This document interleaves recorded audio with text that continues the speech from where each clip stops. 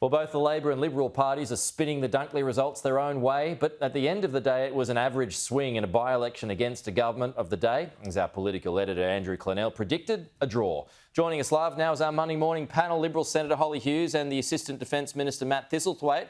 Good morning to you both. Matt, we'll start with you. If a message was sent to you on Saturday night, what was it? Pete, I think the message was that the Australian public are broadly supportive of what the government is doing with our cost of living policies. They think that what we're doing with the tax cuts is in the right vein and in the right direction.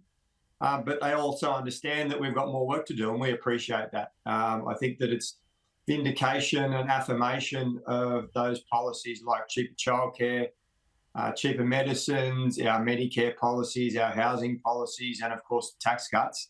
And I think the voters saw that there wasn't an alternative from the opposition. They didn't offer any policies that would assist Australians with cost of living. So we know that we're not out of the woods and that there's more work to do, but I think it's an indication that we're heading in the right direction. OK, to you now, Hollie. I mean, it was a tough ask anyway for the Libs because Victoria is very much a safe Labor state.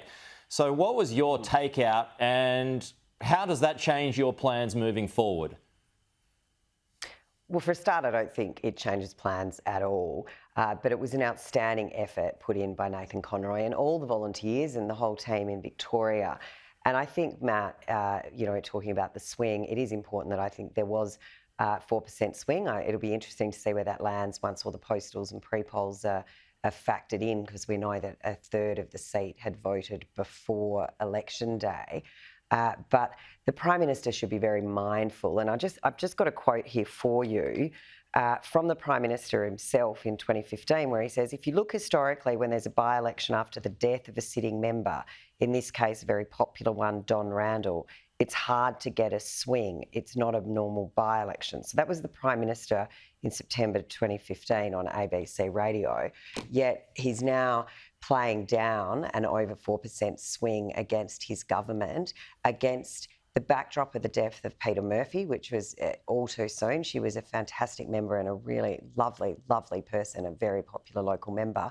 And I think that was sort of re-honed into the electorate's mind when we had the passing of Senator Linda White, a Victorian senator, last week. So, it is actually more usual to get a 1.5% swing for a first-term government at a by-election. In Victoria, traditionally, it's actually been less than 1% is a traditional swing. OK. And some of the usual Labor booths were over 7 to 8%. OK. Just moving forward now, though, Hollie, I mean, already this morning Jane Hume was on the program. She's told me nuclear talks are advanced. So just further to Matt's point, does Dunkley prove a need for something big to give voters a real choice between the two major parties at the big dance next year? Yeah, and look, I think there'll be an announcement with regards to our energy policy. It won't just be nuclear, but there will be an announcement with regards to our energy policy leading into the May budget. It's not unusual for an opposition to not have a whole policy suite out 3 years before an election or 2 years before an election. We're heading into that final election year and you will start to see policies coming out. But I mean, this is a normal timeline for policy announcements to occur as you head into an election year. OK, Matt.